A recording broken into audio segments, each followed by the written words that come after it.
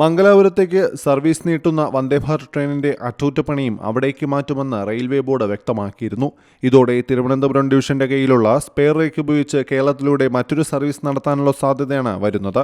Ernakulam Bengaluru, Thiruvananthapuram Coimbatore, Ernakulam Chennai റൂട്ടുകളിലൊന്നാകും railway പരിഗണിക്കുക. കേരളത്തിൽ Vande Bharat service ആരംഭിച്ച സമയം മുതൽ തന്നെ ഈ റൂട്ടുകളിൽ സർവീസ് ആരംഭിക്കണമെന്ന ആവശ്യം ഉയർന്നിരുന്നു.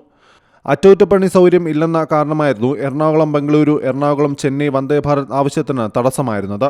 എന്നാൽ വന്ദേഭാരത് അറ്റകുറ്റപ്പണിക്ക് ആവശ്യമായ വൈദ്യുതീകരിച്ച പിറ്റ് ലൈൻ എറണാകുളത്ത് ഉടൻ കമ്മീഷൻ ചെയ്യാൻ പോവുകയാണ്. ഇതോടെ ഈ സാങ്കേതിക തടസ്സം നീങ്ങിക്കിട്ടും. തിരുവനന്തപുരത്ത് നിന്ന് കോയമ്പത്തൂരിലേക്കും വന്ദേഭാരത് സർവീസ് ആരംഭിക്കണമെന്ന ആവശ്യം റെയിൽവേ മന്ത്രാലയത്തിന് മുന്നിലുണ്ട്.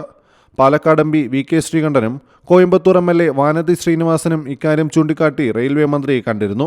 രാവിലെ കോയമ്പത്തൂരിൽ നിന്ന് സർവീസ് ആരംഭിക്കുന്ന രീതിയിൽ ട്രെയിൻ വേണമെന്നാണ് ഇവരുടെ ആവശ്യം. News desk C Malayalam news. പുതിയ വാർത്തകളും വിശേഷങ്ങളും ഇനി വിരൽ തുമ്പിൽ. എല്ലാ ഡിജിറ്റൽ പ്ലാറ്റ്ഫോമുകളിലും ഇപ്പോൾ സി മലയാളം ന്യൂസ് ലഭ്യം.